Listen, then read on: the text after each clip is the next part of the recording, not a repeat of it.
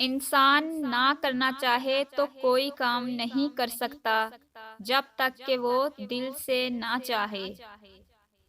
خوبصورت لوگ لازمی نہیں کہ اچھے ہوں، لیکن اچھے لوگ ہمیشہ خوبصورت ہوتے ہیں۔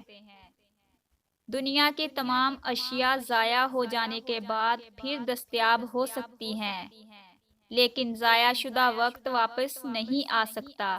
وقت کی قدر کریں اور اسے کارآمد بنائیں۔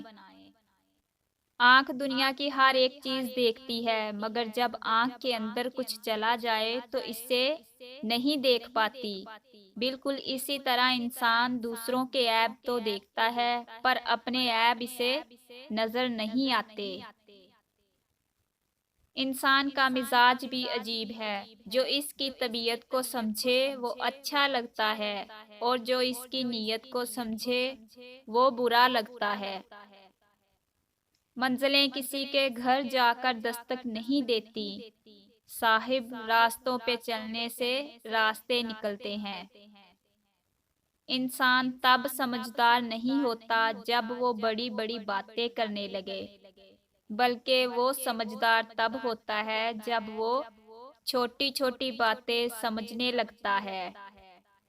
مخلص وہ نہیں جو منہ پر آپ کا ہو، بلکہ مخلص وہ ہے جو آپ کی پیٹھ پیچھے بھی آپ کا ہی ہو۔